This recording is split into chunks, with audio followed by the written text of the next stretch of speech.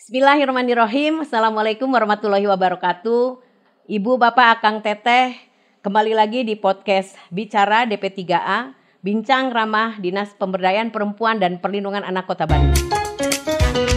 Saatnya kita bicara, bincang bersama DP3A. Perempuan berdaya, anak terlindungi pasti bisa. Podcast Bicara, Bincang Ramah DP3A Kota Bandung.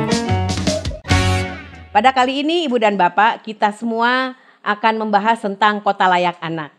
Sebentar lagi Kota Bandung akan menghadapi verifikasi ataupun penilaian Kota Layak Anak. Insya Allah akan berlangsung mulai bulan Mei sampai bulan Juni yang akan datang. Oleh karena itu kita bahas, kita kupas tuntas Kota Layak Anak ini untuk semua masyarakat agar tahu, paham, dan tahu lagi lebih dalam tentang Kota Layak Anak ini. Nah, pada kesempatan ini kami mengundang narasumber untuk membahas tentang Kota Layak Anak ini, yaitu Kepala Bidang Pemenuhan Hak Anak, Ibu Dr. Randa Anik Febriani. MM ya, Bu? Ya, MM tuh makin montok. Baik, oleh karena itu mungkin Ibu dan Bapak tentunya kami mengharapkan komentar dari Ibu dan Bapak, dan jangan lupa juga subscribe, like, dan share-nya supaya informasi-informasi ini bisa bertambah banyak yang mengetahuinya. Oke Bu Anik, untuk Kota Layak ini, Kota Layak Anak ini, apa sih sebetulnya yang dimaksud dengan Kota Layak Anak? Karena memang tentunya program ini adalah program pusat Kementerian PPPA yang memang harus ditindaklanjuti oleh pemerintah daerah. Mangga Ibu Anik jelaskan apa itu sebetulnya Kota Layak Anak. Bismillahirrahmanirrahim. Terima kasih ya Bu Kadis.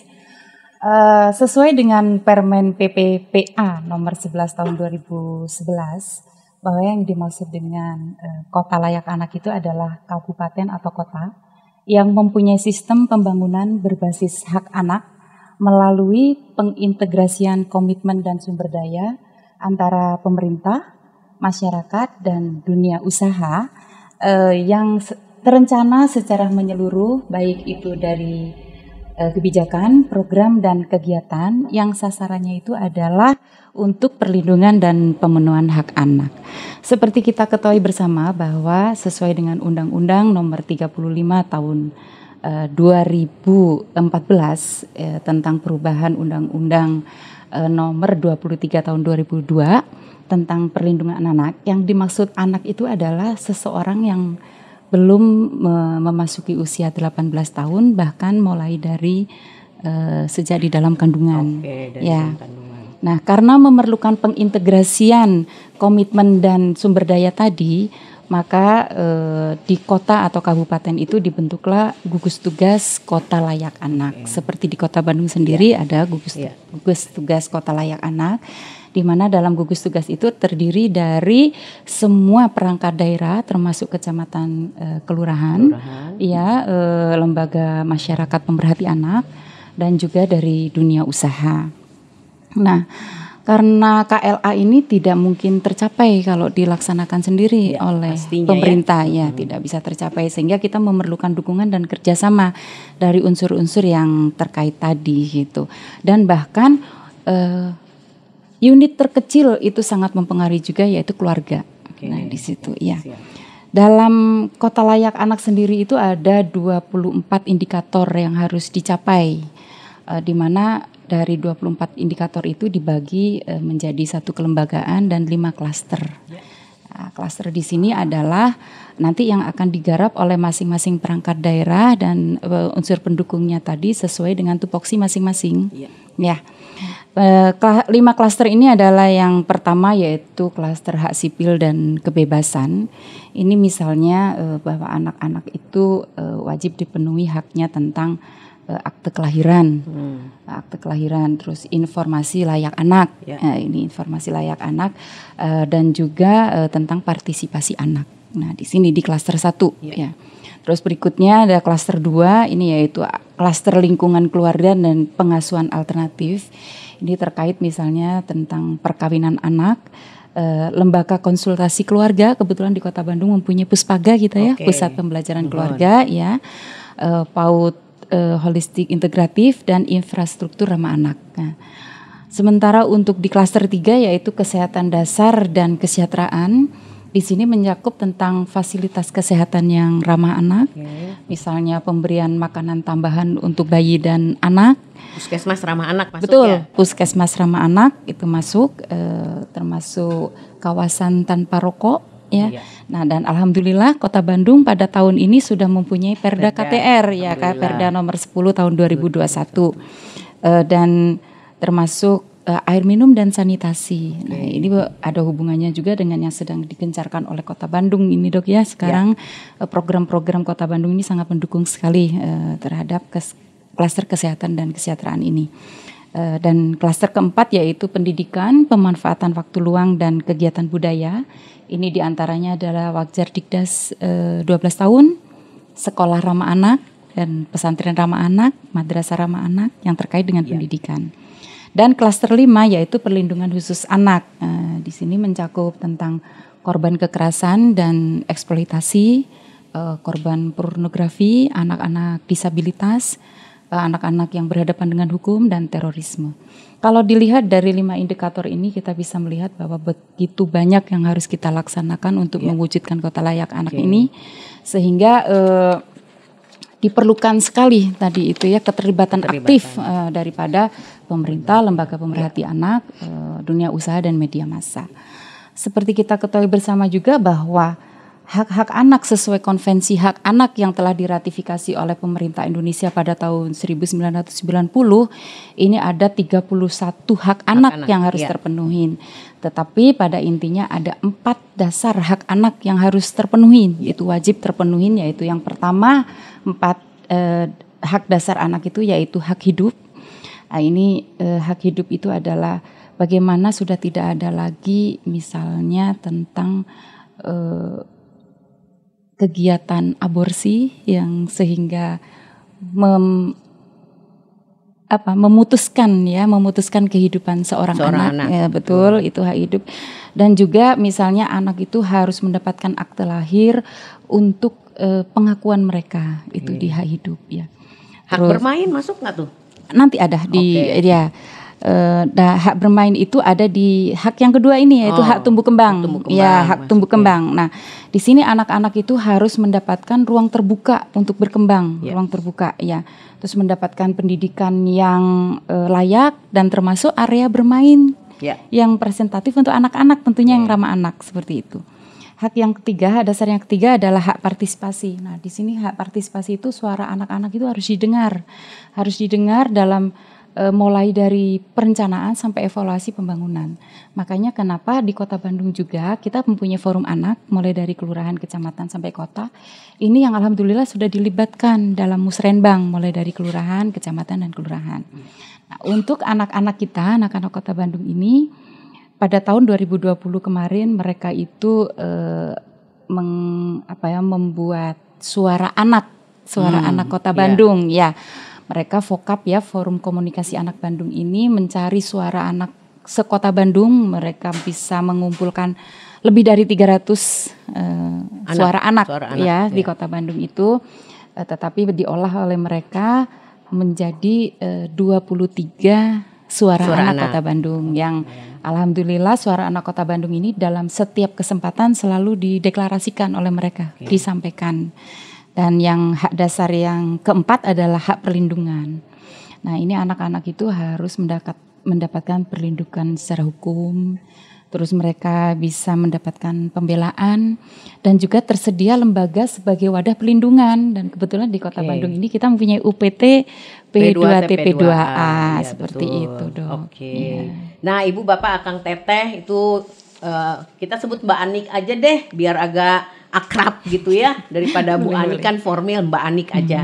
Nah, itu sudah dijelaskan demikian rupa panjang lebar apa itu kota layak anak yang tentunya mungkin di wilayah Ibu Bapak juga sudah terpenuhi apa-apa yang tadi disampaikan oleh Mbak Anik begitu ya. Di Kota Bandung juga kita udah ada 104 kelurahan yang memang terpenuhi ya, Mbak Anik ya. Insya Allah. 104 kelurahan layak anak Layak ya, anak, kelurahan layak anak yang tentunya mungkin sampai saat ini kami masih baru melaksanakannya sampai 104 kelurahan layak anak. Tapi insya Allah kedepannya kita akan memenuhi semua di Kota Bandung ini 151 kelurahan, yaitu kelurahan layak anak.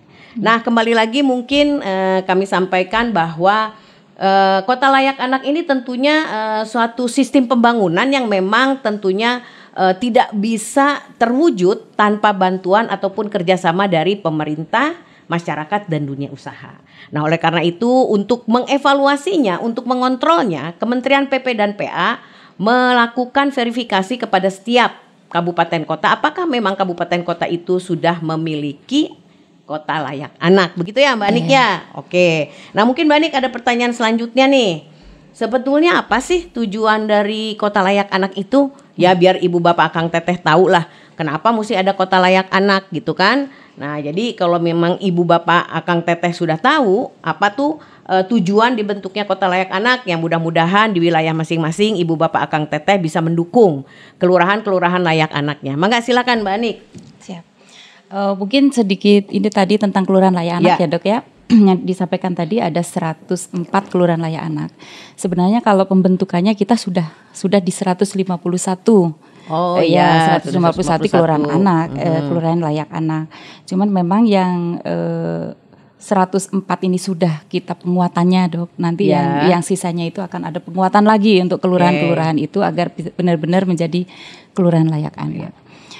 Baik, seperti yang ditanyakan tadi, apa sih tujuan dari Kota Layak Anak itu? Yaitu Kota Layak Anak ini adalah sebagai langkah pemerintah untuk menciptakan lingkungan yang dapat mengaspirasi hak anak melalui tujuan, program dan kegiatan pembangunan yang ditujukan untuk perlindungan dan pemenuhan hak anak. Dengan landasan hukumnya kita memakai yang Permen PPA nomor 11 tahun 2011 tentang pengembangan Kota Layak Anak dan juga Undang-Undang nomor 35 tahun 2014 tentang perlindungan anak.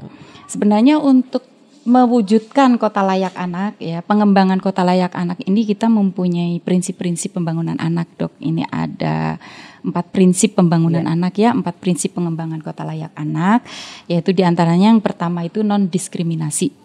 Nah, kalau kita ingin mewujudkan kota ini benar Kota Layak Anak, tidak boleh ada diskriminasi. Tidak boleh ada diskriminasi, karena anak ini semuanya adalah anak kita. Betul. Baik itu terlahir dari keluarga yang bagaimana, dengan lingkungan yang bagaimana, itu semuanya adalah anak kita. Yang dimaksud dengan non-diskriminasi itu adalah semua anak yang semua hak anak seperti yang terkandung dalam Konvensi Hak Anak itu harus diperlakukan pada semua anak tanpa ada pengecualian. Seperti itu ya. Yang kedua itu kepentingan terbaik itu untuk anak. Maksudnya apa? Semua yang kita lakukan dan itu menyangkut anak, ini adalah harus kita lakukan yang terbaik untuk kepentingan anak-anak. Dan yang ketiga, ini ada hak hidup, kelangsungan hidup dan perkembangan. Ini bahwa hak yang melekat pada anak itu harus kita jamin dan kita akui. Seperti itu. Dan yang prinsip yang keempat adalah menghargai pandangan anak. Nah, apapun yang menyangkut tentang kehidupan anak itu harus ada yang terbaik pada saat setiap yang unsur terkait itu mengambil keputusan. Seperti itu Dok. Iya. Nah, Mbak Anik tentunya dari sekian yang sudah Mbak Anik paparkan bahwa memang anak itu sangat penting ya. Betul. Anak itu aset kita, Betul. aset negara, generasi penerus kita. Betul. Ya, yang menggantikan kita nanti, negara kita ini bakal lebih maju lagi dari sekarang atau seperti apa. Nah, tentunya anak inilah hal ataupun pilar ya, merupakan suatu pilar termasuk sumber daya masyarakat, sumber daya manusia yang memang sangat penting untuk pembangunan dan juga termasuk juga misi Kota Bandung. Unggul itu kan memang kita melihat apakah SDM di Kota Bandung itu unggul. Ya, mungkin anak-anak kita inilah yang sekarang sedang berkembang, tumbuh begitu.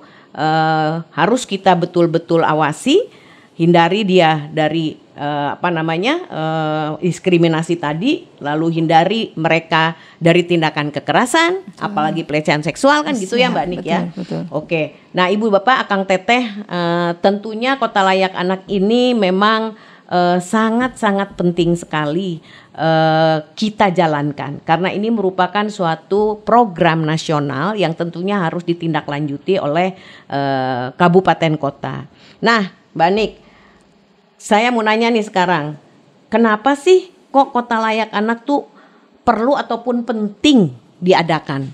Apa sih sebetulnya yang menjadikan bahwa harus di suatu wilayah ataupun suatu kabupaten kota itu harus terwujud gitu ya Kota Layak Anak? Silakan Mbak Nik, jelaskan. Memang Kota Layak Anak itu penting sekali untuk diwujudkan.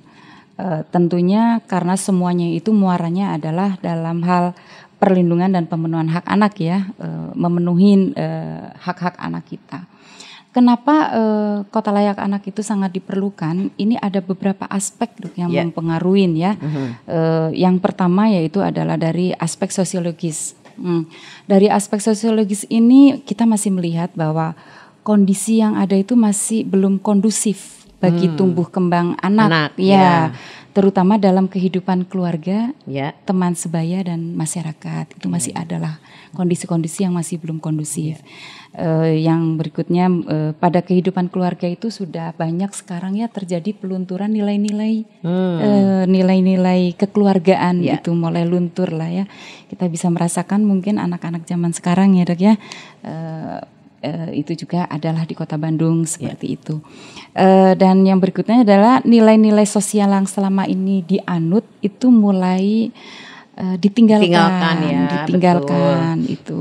Nah, itu dari aspek sosiologisnya. Terus yang berikutnya ada dari aspek antropologis. Nah, di sini bisa dilihat bahwa mulai terjadi memudarnya nilai-nilai kebersamaan. Kita jarang melihat anak-anak sekarang itu berinteraksi langsung ya gitu, sosialisasinya kurang dan lain sebagainya betul. Terus juga ada perubahan global yang mengancam tata nilai sosial budaya gitu. Mungkin dengan salah satunya adalah pengaruh gadget ya sekarang kita sangat terasa sangat gitu. Besar betul, ya pengaruhnya gadget. Betul itu. Sekali, sangat besar terasa itu. Terus berikutnya ada dari aspek perlindungan. Nah, dari aspek perlindungan itu kita bisa melihat bahwa sekarang itu makin terbatas tempat-tempat aman untuk anak, gitu. Makanya kenapa kita harus menciptakan taman bermain atau ruang bermain yang ramah anak, itu bagaimana anak-anak itu bermain tapi tetap terlindungin mereka, karena biasanya di tempat-tempat terbuka itu justru banyak sekali yang mengancam keselamatan anak-anak kita. Nah itu juga ada masih banyaknya anak yang menjadi korban kekerasan, mungkin kerasa sekali ya Dok ya di Kota Bandung ini. Yang menjadi korban pelecehan, diskriminasi dan perlakuan yang salah gitu. Perlakuan salah di sini juga termasuk di bidang ekonomi ya, dari segi ekonomi bagaimana masih adalah anak-anak sekarang yang masih usia bermain sebenarnya tapi membantu untuk mencari dipekerjakan nafkah. Betul, dipekerjakan. Dan yang keempat itu ada aspek kelembagaan. Nah, yang dimaksud aspek kelembagaan di sini adalah kebijakan, program dan kegiatan pembangunan anak itu masih parsial Dok sekarang itu betul. Dan ada juga banyak ini ya di semua daerah lah katakan yang kita rasakan juga di kita bahwa belum semuanya itu menempatkan pembangunan anak itu sebagai prioritas. Ini bukan karena tidak mau ya, tapi mungkin karena kurang tahu atau ketidaktahuan gitu. Makanya kita juga nanti akan banyak mensosialisasikan bagaimana agar semua yang terkait baik itu pemerintah, lembaga masyarakat pemerhati anak, dunia usaha dan media massa itu bagaimana sih yang responsif anak itu, pembangunan yang responsif anak itu seperti itu Dok. Nah ya Mbak Nik, justru itu yang perlu kita sampaikan bahwa memang bagaimana sih pembangunan itu yang responsif anak, aman untuk anak ya kan di suatu wilayah ataupun kabupaten kota. Nah, Ibu Bapak Akang Teteh masih di podcast Bicara DP3A, Bincang Ramah Dinas Pemberdayaan Perempuan dan Perlindungan Anak Kota Bandung. Nah, tentunya tadi sudah saya sampaikan bahwa Kota Bandung ini pernah 2 kali berturut-turut mendapatkan kota layak anak dengan penilaian Nindya. Nah, tentunya doakan bersama Ibu Bapak Akang Teteh, semoga di tahun 2021 ini Kota Bandung bisa mencapai status utama. Dan dari Nindya ke utama ini bukan suatu hal yang mudah. Nah, doakan semuanya agar Kota Bandung bisa mencapai kota layak anak dengan status utama. Nah, Mbak Anik, sejak kapan sih Kota Bandung itu mengembangkan kota layak anak, lalu mendapatkan status apa, lalu berapa kali berturut-turut ini mendapatkannya status apa saja begitu. Lalu apa usaha kita nih untuk tahun 2021 supaya Kota Bandung ini mendapatkan kota layak anak dengan status utama? Silakan Mbak Anik, jelaskan. Kota Bandung itu mulai mengembangkan kota layak anak itu sejak tahun 2009 sebenarnya. 2009. Tetapi Kota Bandung mulai mengikuti penilaian tingkat nasional itu di tahun 2017. Oh, baru 2017 ya. Dan di 2017 itu kita mendapatkan peringkat madya. Jadi pertama kali madya ya. Betul. Seperti kita ketahui bahwa tingkatan dari KLA itu adalah ada Pratama, Madya, Nindya, Utama, dan yang tertinggi adalah KLA. Jadi setelah Utama ada lagi ya. Ada KLA, ya. betul. Okay. Nah, pada tahun 2018 dan tahun 2019 kita berturut-turut mendapatkan peringkat Nindya. Betul. Di tahun 2020 karena terjadi COVID ya, masa pandemi COVID, penilaian tidak dilaksanakan, dan sekarang di 2021 ini di 2021 ini dilaksanakan lagi. Dan dengan tentunya kan penilaian KLA itu ada maksudnya gitu. Pastilah, ya. Nah, ada tujuannya. Ada tujuannya, betul. Sehingga KLA ini sebenarnya mempunyai maksud dan tujuan adalah menjadi acuan bagi pemerintah sesuai tingkatannya. Itu dalam perencanaan, dalam pelaksanaan, dan dalam evaluasi kebijakan, program dan kegiatan yang terkait perlindungan dan pemenuhan anak itu untuk mewujudkan kota layak anak. Nah, seperti itu, Dok. Terkait Kota Bandung yang tadi dokter sebutkan bahwa kita secara berturut-turut di 2 tahun itu mendapatkan peringkat Nindya, itu dengan adanya kolaborasi semuanya tadi, integrasi dari pihak-pihak yang tadi disebutkan, itu Kota Bandung itu alhamdulillah kita sudah mempunyai peraturan daerah ya nomor 4 tahun 2019 tentang penyelenggaraan perlindungan anak. Selain itu juga di Kota Bandung kita tentunya sudah ada gugus tugas kota layak anak ya. Dan sampai ke tingkat kecamatan dan kelurahan kita sudah mempunyai gugus tugas kelurahan dan kecamatan layak anaknya.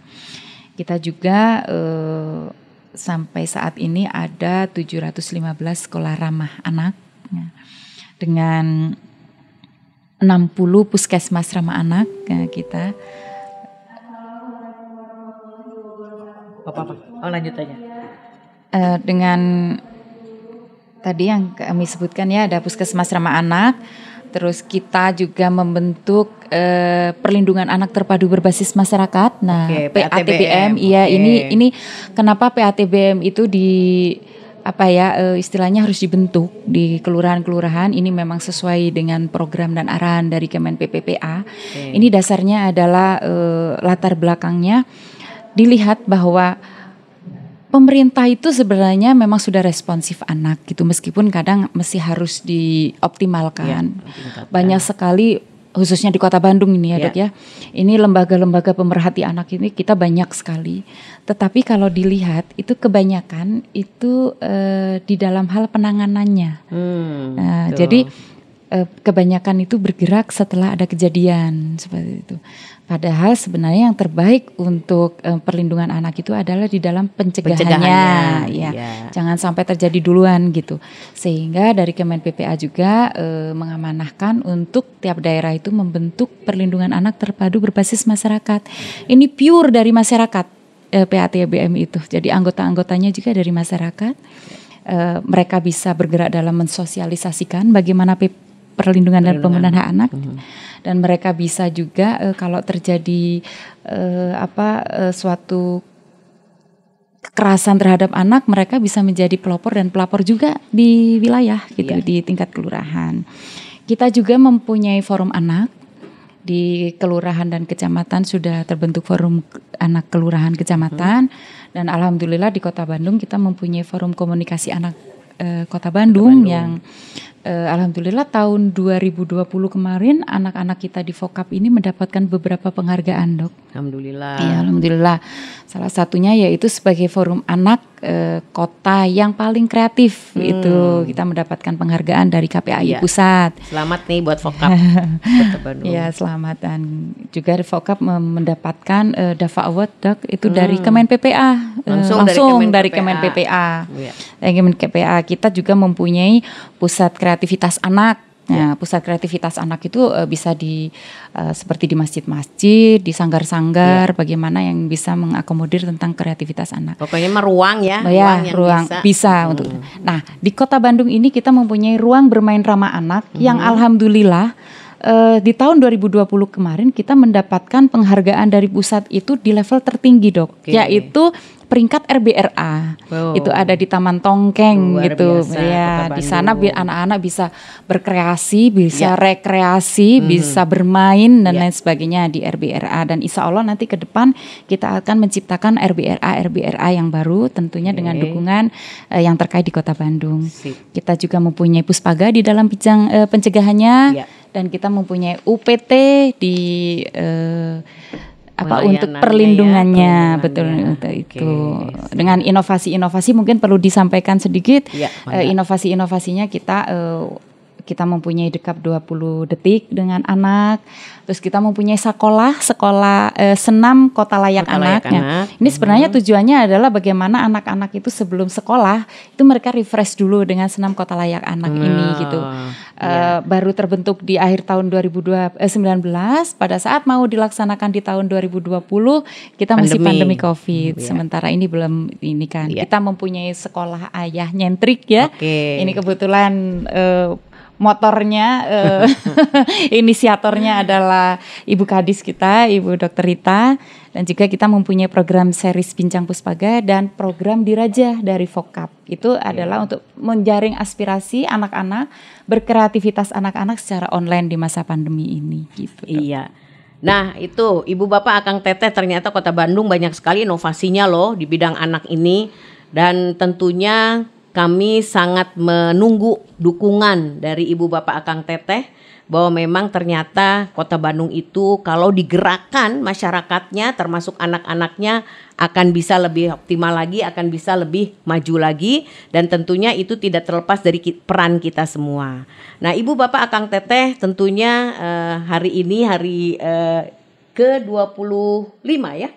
Hari ke-25 di bulan puasa ini menampilkan ini bukan ada airnya, kosong nih, nggak ada airnya. Jadi memang bukan untuk diminum. Tentunya kami akan menampilkan sponsor utama kami. Jujur harus terus terang kan, sponsor utama kami.